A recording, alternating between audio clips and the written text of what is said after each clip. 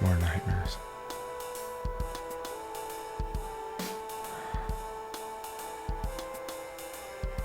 Need more coffee. These cases have been like a tick on my brain. Something seems so familiar. Every move, every detail on the front burner. I feel as if the killer is dangling just beyond my grasp.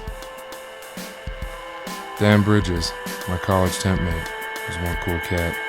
He always had the cutest kittens around, but now he's dead. It was August 17th, 1954. It was raining that night. And that's when they found him. That's when they found Dan. Poor bastard never saw it coming. His head was smashed in with his own hammer. A very sloppy murder. Something of a passion, maybe. A very brutal murder, to say the least. But what motive? What's the motive that could be to kill such an innocent man? Father, a husband, my friend. I can't wrap my mind around it. There was one thing that stood out.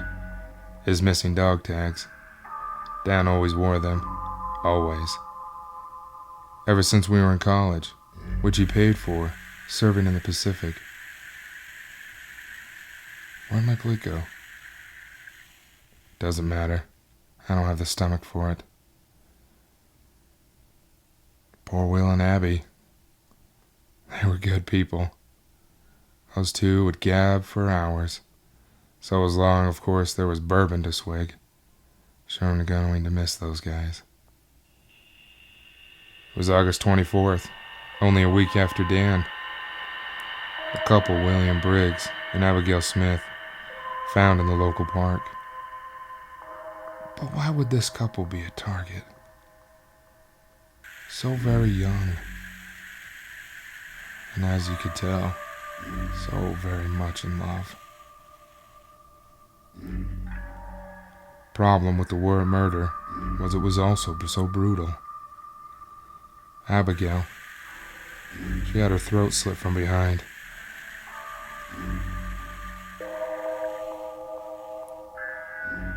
We figured that when William returned, he saw her and rushed to her side, as any lover would do.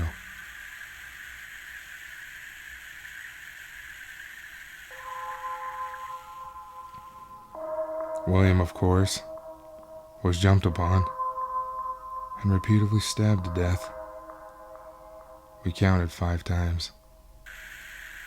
5 times.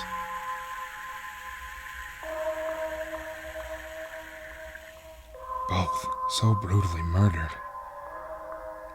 And it appeared to be an everyday kitchen knife that did the job. Wasn't quite sure, was it spontaneous? Or was it planned? But then there was the ring box. The ring box that was left on the table. No ring.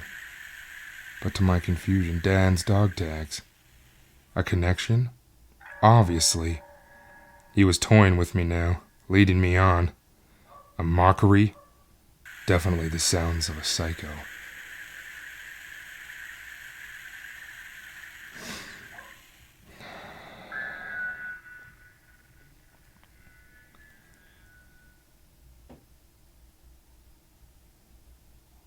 And then we have Susie. Sweet Susie. The new single mom in the neighborhood.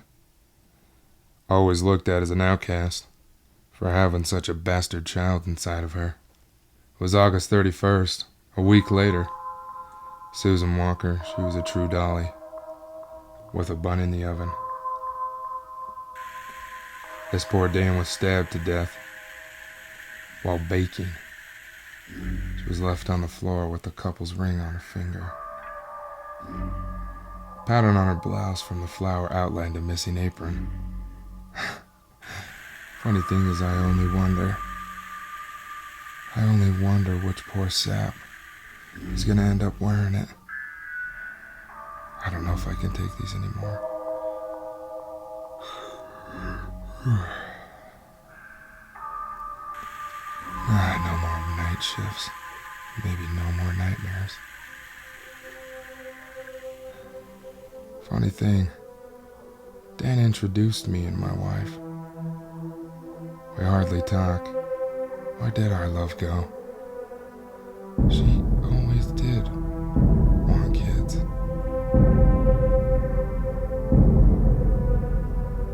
Wow. I didn't see that coming.